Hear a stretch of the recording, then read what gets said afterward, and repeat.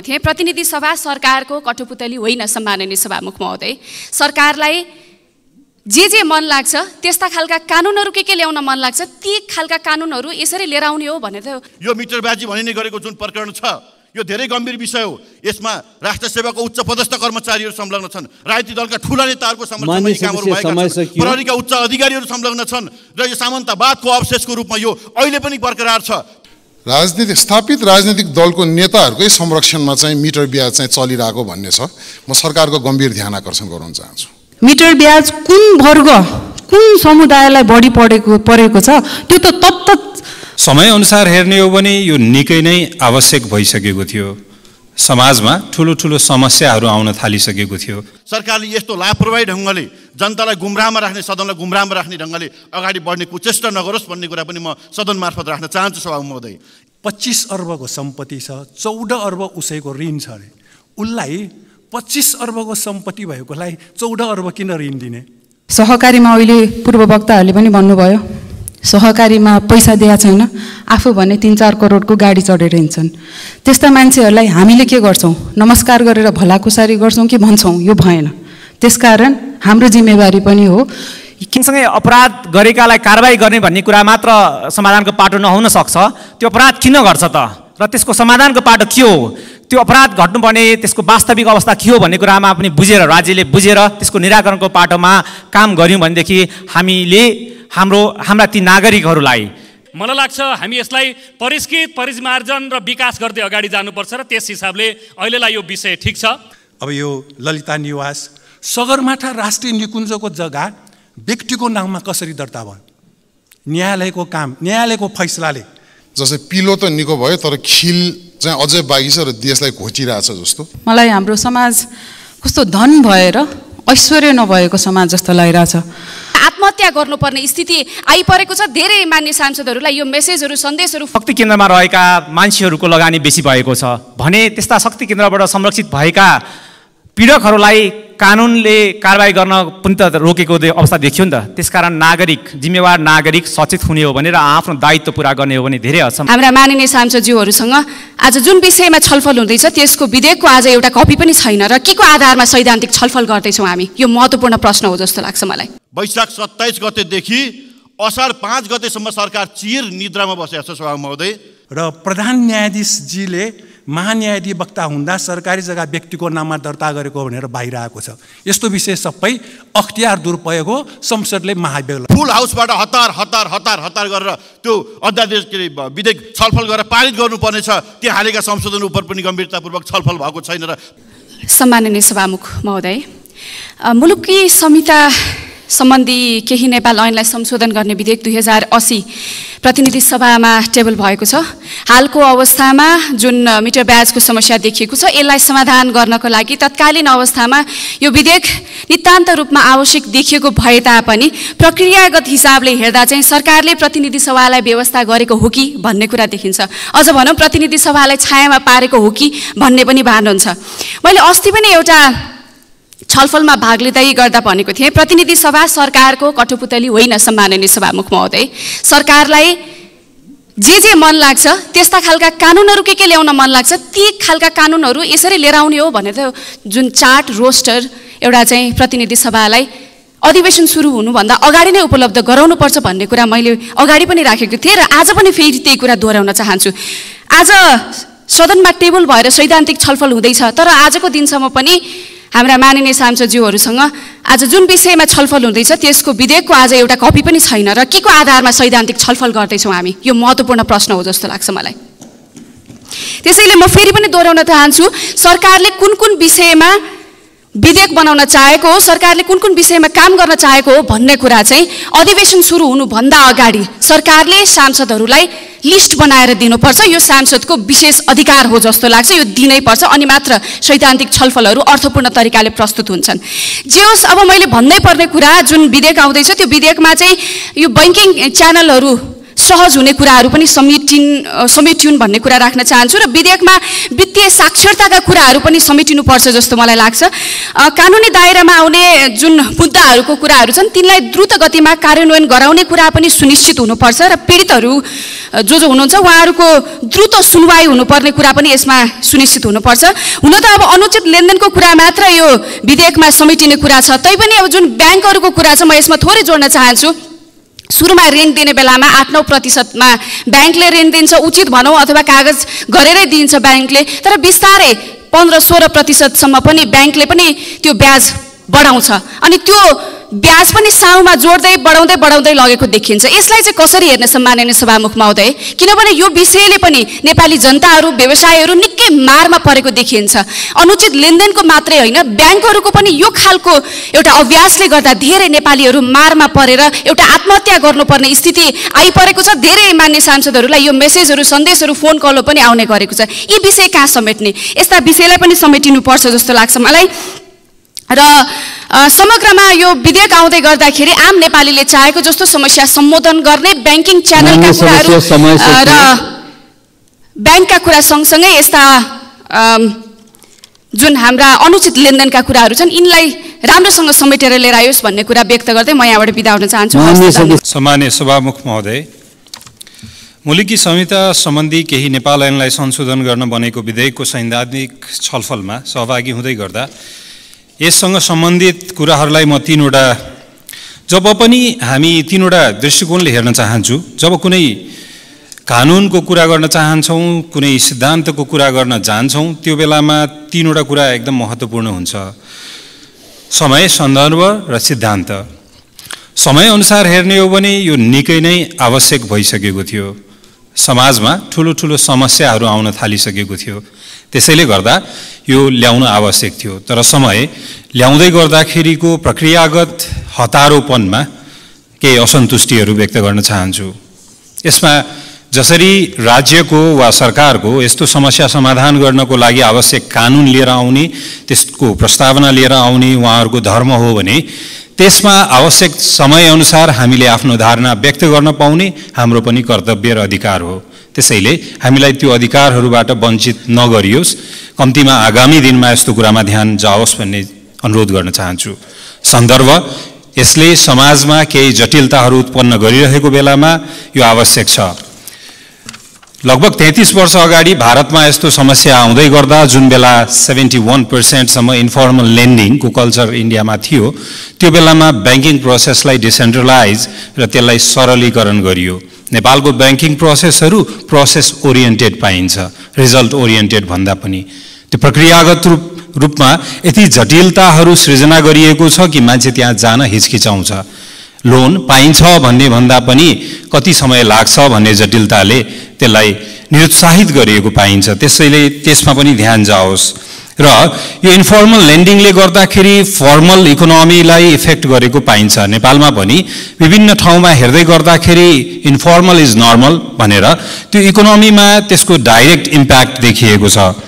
यस्तो अमेरिकामा पनि यस्तो समस्या आउँदै गर्दाखेरि फर्मल लेन्डिङ र इन्फर्मल लेन्डिङलाई च्यानलाइज गर्ने र त्यसलाई नियामक गर्ने निकायलाई नै फरक छुट्याइएको थियो। फरक निकायले त्यसको नियमन गर्ने व्यवस्था गरिएको थियो। त्यसरी गर्दाखेरि हामीले बिग कमर्सियल लेन्डिङलाई र स्मल इन्फर्मल लेन्डिङको पनि दुईटैको एउटै नियामक निकाय र एउटै नीति हुँदै गर्दा पनि यो जटिलताहरू आउँदै गर्छ। त्यसैले यसलाई अहिलेको लागि यो समस्या समाधान गर्नको लागि यो विधेयकले केही हदसम्म काम गर्ला, तर दीर्घकालसम्म यसरी नै हामी टालटुले प्रवृत्तिले काम गर्न सक्दैनौँ। त्यसैले यसको नियामक निकायमै ध्यान दिने र फरक नीति लिएर आउने हो कि भन्ने अनुरोध गर्न चाहन्छु। त्यसमा सम्बन्धित साझेदारहरूको ध्यान आकर्षण गराउन चाहन्छु। धन्यवाद। मलाई हाम्रो समाज कस्तो धन भएर ऐश्वर्य नभएको समाज जस्तो लागिरहेछ। जब कसैले ऋण दिन्छ, त्यो इन्ट्रेस्ट रेट, त्यसको ब्याज भनेको त्यो मान्छेले गर्ने काम त्यसको रिस्कमा आधारित भएर फर्मल इकोनोमीमा हुन्छ। तर मिटर ब्याज दिने, जसमा ट्याक्सीको मिटर जस्तो मिटर चढ्ने पैसा त रहेछन्, तर ऐश्वर्य चाहिँ नरहेछन् मिटर ब्याज दिने मान्छेहरूमा। त्यो म के भन्छु भन्दा, नेताको दर्जा पाएका हामीले भाषणबाट हुन्छ, केसबाट हुन्छ? हामीले समाजको चरित्र पनि परिवर्तन गर्नुपर्ने जिम्मेवारी हाम्रै हो।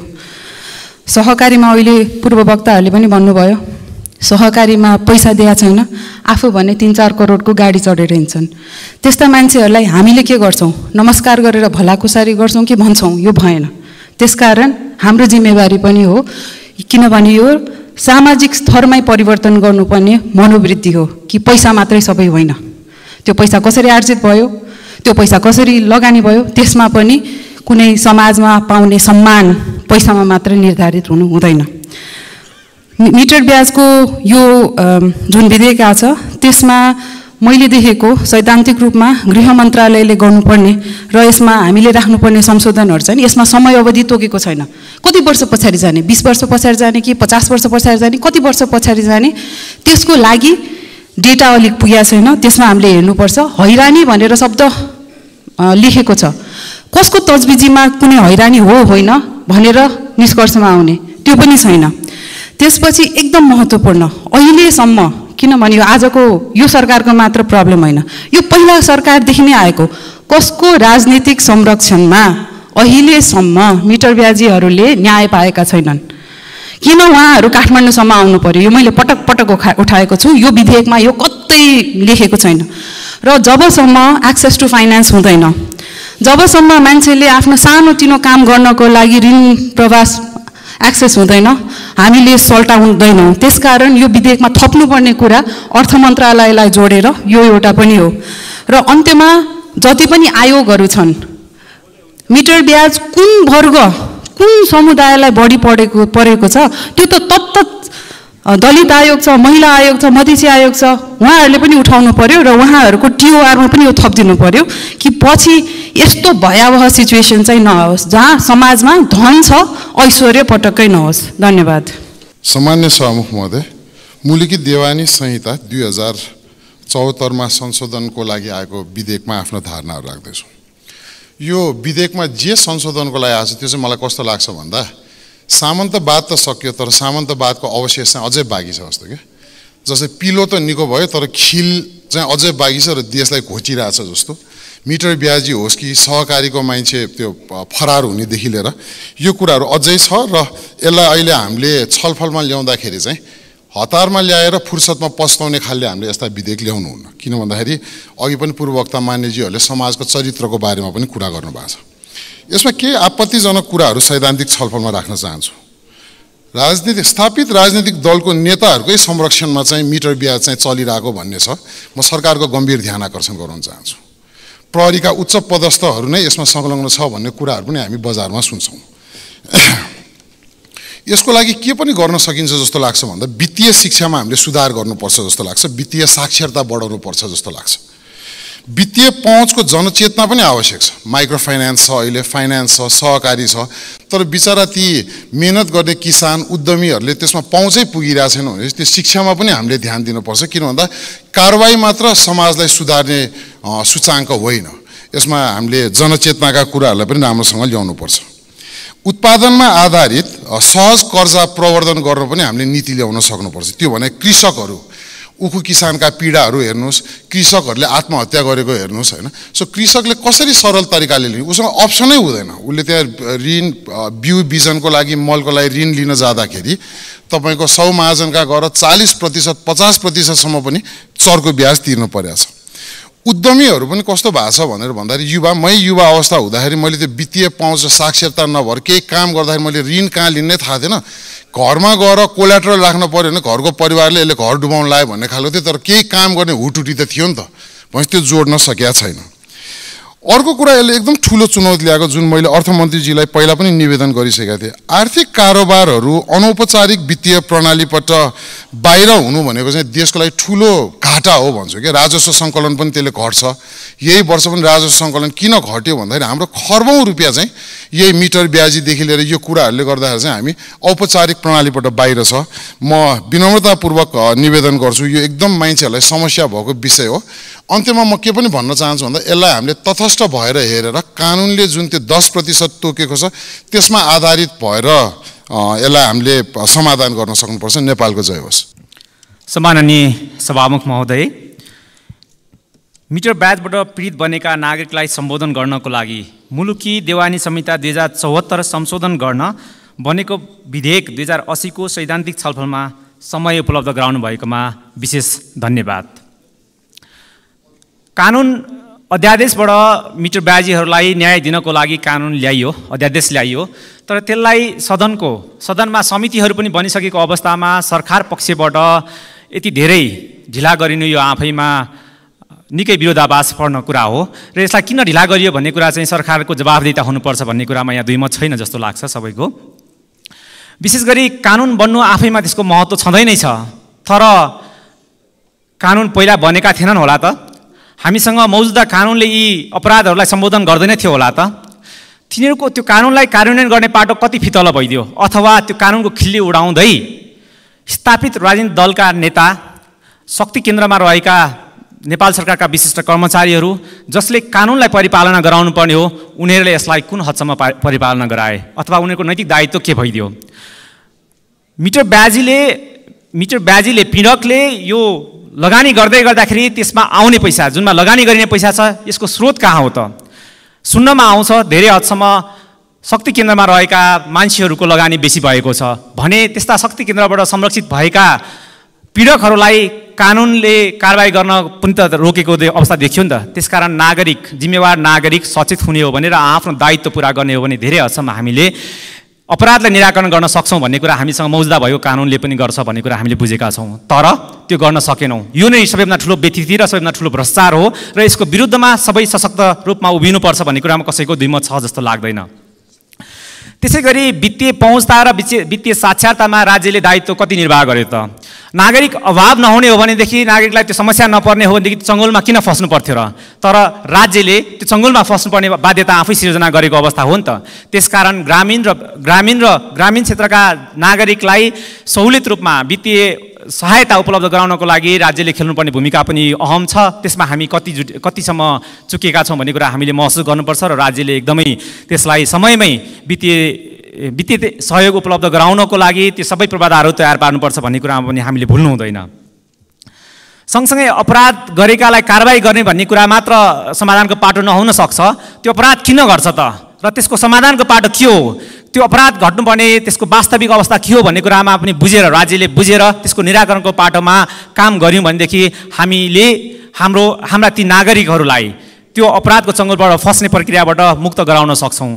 र सँगसँगै नागरिकको तहबाट गर्ने आर्थिक कारोबारमा हामीले जुन 10% सीमा तोकेका छौँ र क वर्गका बैंकिङ क्षेत्रहरू वित्तीय संस्थाहरूमा चाहिँ हामी 16% ब्याज असुल गर्नको लागि छुट दिने, तर नागरिकको तर्फबाट गर्ने कारोबारमा 10% सीमित गर्दै गर्दा यो कति व्यवहारिक छ? यसलाई पनि हामीले यो विधेयक पास गर्दै गर्दाखेरि सबै पाटोबाट छलफल गर्नुपर्छ कि पर्दैन भन्ने कुरामा हामीले बुझ्नुपर्छ। समय सकियो र यो विधेयक पास गराउँदै गर्दाखेरि सर्वपक्षीय पाटोबाट छलफल गरेर बहुमतको आधारमा भन्दा पनि साँच्चै यसको आवश्यकताको पाटोमा हामीले छलफल गरेर यसलाई पास गराउन सक्यौँ भने हामीले भोलि गएर पछुताउनु पर्दैन भन्ने मेरो धारणा राख्दै बिदा हुन्छु। धन्यवाद। सम्माननीय सभामुख महोदय, हामी अहिले मुलुकी संहिता सम्बन्धी केही नेपाल ऐनलाई संशोधन गर्न बनेको विधेयकको सैद्धान्तिक छलफलमा छौँ।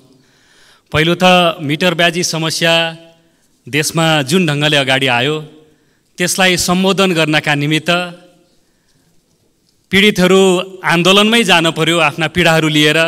त्यसलाई समेत सम्बोधन गर्ने गरिकन अध्यादेशबाट भए पनि सरकारले सम्बोधनका लागि जे पहल कदमी लियो त्यसका लागि म धन्यवाद दिन चाहन्छु। र सँगै अहिले यो सदनमा यो विषय आएको छ, हामी छलफलमा छौँ। धेरै कुरा त दफावार छलफलमै हामी गर्नेछौँ, तर पनि हिजो हामी एउटा हिसाबले यो व्यवस्था परिवर्तनको कुरा गर्दा सँगसँगै जाली तमासुकका कुरा, झुक्याएर गर्ने कुरा, ब्याजको स्याज बनाएर लिने कुरा, यी सबै कुरा पनि त्यसबेला यो व्यवस्था परिवर्तनसँग सम्बन्धित भएर हामीले गर्दा जनताका यी विषयहरू पनि थिए र हामीले ती विषयहरू पनि उठान गरेका थियौँ। मलाई लाग्छ यो विषय त्योसँग पनि अन्तर्सम्बन्धित छ। अहिले हामी छलफलमा छौँ, यद्यपि यसका बारेमा केही मिश्रित धारणाहरू अवश्य नै छन्। विज्ञान प्रविधिको विकास सँगसँगै र समाजको विकास क्रम सँगसँगै नयाँ नयाँ अन्तर्विरोध र घटनाक्रमहरू अगाडि आउँछन्, त्यसलाई हामीले व्यवस्थापन गरेर अगाडि जाने हो। त्यसैले अब हामीले अलिकति एक कदम अगाडि बढ्न खोज्दाखेरि केही च्यालेन्जहरू केही चुनौतीहरू निश्चय नै आउँछन् नै। यसो गर्दा अहिले अनौपचारिक हिसाबले कारोबार लेनदेन र आर्थिक जे हाम्रो त्यहाँ गाउँघरमा लेनदेन चल्छ त्यो हिजो पनि थियो, आज नि छ र भोलि पनि चल्छ।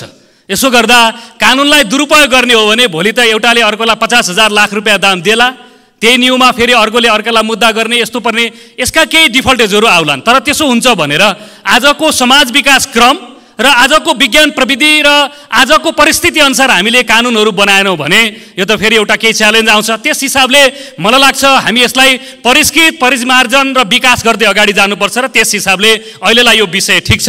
र अन्तमा मेरो के कुरा छ, सामान्य सभामुख मार्फत भने हामी अन्तिम परेपछि मात्रै काम गर्ने जे हाम्रो कार्यशैली छ यसलाई बदलौँ र विधेयकहरूलाई एउटा बास्केटमै राखेर रोस्टर बनाएर तत्काल हाम्रो आजको विज्ञान प्रविधिको विकास र समाज विकासको क्रम अनुसार के विधेयकहरू आवश्यक हुन् भन्ने कुराको चेकलिस्ट बनाएर काम गरौँ। धन्यवाद। लाल सलाम। सम्माननीय सभामुख महोदय, सरकारको चरम लापरवाही, गैर जिम्मेवारीका कारणले गर्दाखेरि आजै सदनको बैठक प्रारम्भ भएकै सुरुमै 5 मिनटलाई भनेर स्थगित गर्नुपर्ने स्थिति आयो। योभन्दा अत्यन्तै लज्जाजनक स्थिति के हुन सक्छ सभामुख महोदय? हामी ताजा जनादेश प्राप्त गरिसके पछाडि आजसम्म एउटा पनि ऐन निर्माण गर्न सकिरहेका छैनौँ। हामी ताजा जनादेश प्राप्त गरेको 7 महिना बितिसकेका छ। यसै पनि नेपाली जनताले हामीमाथि प्रश्न उठाइरहेको अवस्था छ।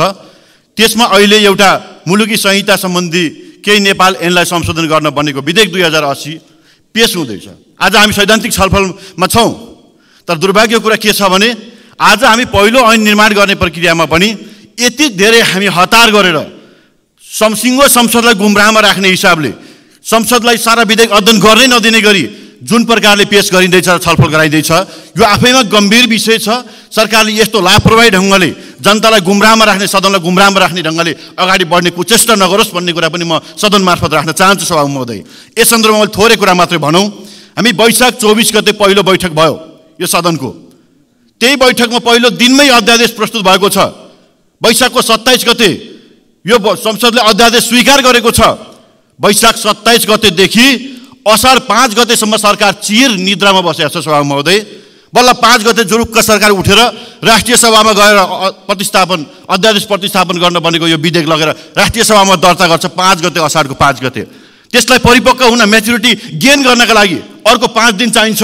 त्यसो गर्दाखेरि असारको 10 गते भयो र असार 11 गते अनि राष्ट्रिय सभामा छलफल हुन्छ। त्यहाँ पनि कुनै समितिमा लगेर छलफल गर्न पाइँदैन। फुल हाउसबाट हतार गरेर त्यो अध्यादेश विधेयक छलफल गरेर पारित गर्नुपर्नेछ। त्यहाँ हालेका संशोधन उप पनि गम्भीरतापूर्वक छलफल भएको छैन र पास गरेर पठाउने काम भएको छ सभामुख महोदय। यसले के देखाउँदैछ भने आज सरकारले मिटर ब्याजी जो भनिने गरेको छ ती पीडितहरूलाई न्याय दिन होइन, झुकाउनका लागि यो विधेयक सदनमा पेश गरे जस्तो गर्दैछ। त्यो समुदायप्रति, त्यो पीडितहरूप्रति न्याय दिने त्यसमा इमान्दारिता देखिएको छैन भन्ने कुरा यसले पुष्टि गर्छ सभामुख महोदय। र मैले भन्नुपर्ने कुरा के छ भने राष्ट्रिय सभाले फास्ट ट्र्याकबाट पास गर्यो। अहिले प्रतिनिधि सभामा आएको छ। प्रतिनिधि सभामा आजसम्म पनि सांसदको हातमा यो विधेयक छैन। हामीले वैचारिक सैद्धान्तिक छलफल गर्दैछौँ। सैद्धान्तिक छलफल गर्नका लागि त्यसलाई चाहिने डकुमेन्ट हाम्रो हातमा छैन, तर पनि बैठकमा बस्नुपर्ने अवस्था छ सभामुख महोदय। र सरकारलाई थाहा थिएन, यही सरकार 20 गतेको दिनमा यो अध्यादेश ल्याए पछाडि यो सदन चलेको 60 दिन पुरा हुन्छ र त्यो दिनभित्र पारित गरिसक्नुपर्छ भन्ने कुरा बुझ्दा 38 दिनसम्म चिर निद्रामा किन सरकार बस्यो? यसको जवाब सिङ्गो राष्ट्रलाई दिनुपर्छ कि पर्दैन? र अहिले म भन्न चाहन्छु सभामुख महोदय, यो मिटर ब्याजी भनिने गरेको जुन प्रकरण छ यो धेरै गम्भीर विषय हो। यसमा राष्ट्र सेवाको उच्च पदस्थ कर्मचारीहरू संलग्न छन्, राजनीतिक दलका ठुला नेताहरूको प्रहरीका उच्च अधिकारीहरू संलग्न छन् र यो सामन्तवादको अवशेषको रूपमा यो अहिले पनि बरकरार छ। त्यस कारणले गर्दा यसका विरुद्धमा राम्रो नीति बन्नुपर्छ, ऐन बन्नुपर्छ र यस्ता पीडितहरूलाई न्याय दिन र पीडाकोलाई कारबाही गर्ने वातावरण बन्नुपर्छ भन्ने पक्षमा छौँ। धन्यवाद। यो मुल्की संहिता सम्बन्धी केही नेपाल ऐन संशोधन गर्ने विधेयकमा यसको व्यवहारिक पाटो पनि हेर्नुपर्छ। किनकि कुनै पनि ऐन कानुन बनाउँदाखेरि त्यो देशको परिस्थिति, त्यहाँको सामाजिक अवस्था, त्यहाँको राजनीतिक अवस्था सबैलाई ध्यान दिनुपर्छ। एकातिर यो विधेयकमा लेखा छ कि ब्याजमाथि ब्याज नलिने। यहाँ संयोगले अर्थमन्त्री पनि यही हुनुहुन्छ, पूर्व अर्थमन्त्री पनि यही देख्नुहुन्छ। ब्याङ्क ब्याजबाट ब्याज लिएछ कि छैन? त्यो ऐन बनाउँदाखेरि एउटा छाता ऐन बनाऊ कि कुनै पनि निकाय, कुनै पनि वित्तीय संस्था ब्याजमाथि ब्याज नलियोस्। ब्याङ्कले त के गर्छ, ऋण प्रवाह गर्नुभन्दा पहिले 5% सेवा शुल्क लिन्छ। त्यो को सेवा शुल्क हुन्छ, ब्याज पनि लिन्छ। आखिर त्यो मनी लेन्डिङको कारण त ब्याज लिन्छ नि। त्यस कारणले यहाँ जुन बनेको छ कि यो दुई थरीको छ। एउटा जो ज्यादती गरेकै छ कि 1 लाख दिने, 10 लाखको कागज बनाउने या 4 लाखको कागज बनाउने, 4 गुना बनाउने र उसको जग्गा जमिन लिने, त्यसलाई कानुनको दायरामा ल्याउनु चाहिँ कारबाही गर्नुपर्छ। एउटा यस्तो पनि छ कि जसले 1 लाख दिन्छ, 1 लाख लेखाएको हुन्छ, तर ऋणीको नियत बदनियत हुन्छ कि यसलाई पचाउने, उल्टे मिटर ब्याजमा हालिदिने। त्यो त दुखी भयो नि। त्यो त भन्दा कम कतिले साप्टिदिएछ, त्यसलाई पनि मिटर ब्याज भनिदिएछ नि। यो दुईटै कुराले यसमा राजनीति गर्दाखेरि उपयुक्त हुने, समाजमा द्वन्द्व हुन्छ। दोस्रो कुरा, हाम्रो समाजमा द्वन्द्व भन्दा पनि अर्थमन्त्री जे हुनुहुन्छ उहाँको जति ब्याङ्कहरू छन्, सरकारी ब्याङ्क या प्राइभेट ब्याङ्क छन्,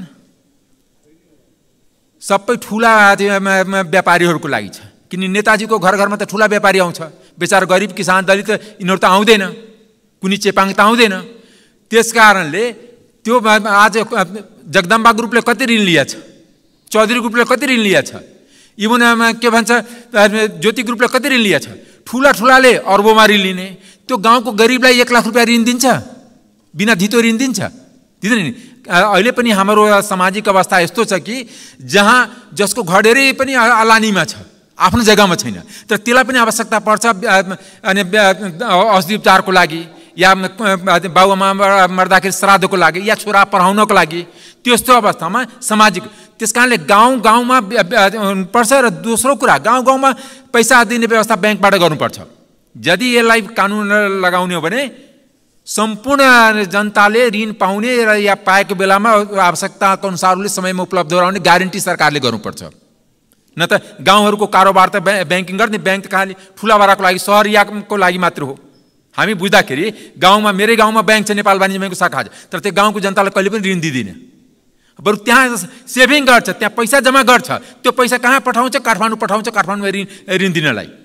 त्यस कारणले यो जुन ऋणीको लागि कानुन बन्न खोजिरहेछ, यसमा एक थरीले आन्दोलन गर्यो, उसको लागि अध्यादेश है, अर्को थरी आन्दोलन गरेछ। दुईटैको बीचको कुरा सुनेर जो राज्यले न्याय गर्नुपर्छ, म सकाउनु लागेको छ महोदय। त्यस कारणले राज्यले जनतालाई समयमा पैसा उपलब्ध नगराउने, आज भर्खरमा क्षेत्रमा जाँदाखेरि अहिले कोही कसैलाई पैसा दिन तयार छैन, चाहे जतिसुकै आवश्यकता परे पनि, मरे पनि, परे पनि, आदि बिरामी भए पनि, त्यो अवस्थामा कसरी उपलब्ध गराउनु, त्यसको व्यवहारिकता पक्ष पनि त कानुनले अगोट्नु पर्यो नि।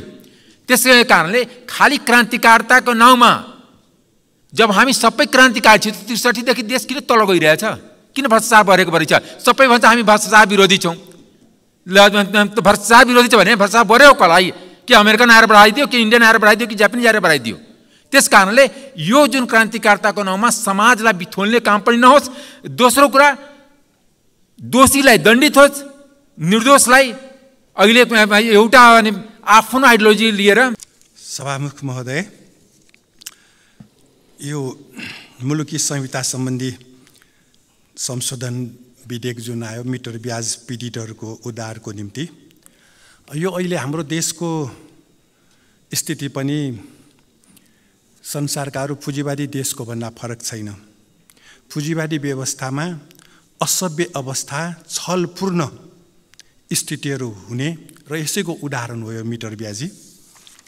र मिटर ब्याज लिनेलाई ठगी, जालसाजी, किर्ते लगायतको कानुन लगाएर अगाडि नै कारबाही गर्नुपर्ने थियो, तर भएन।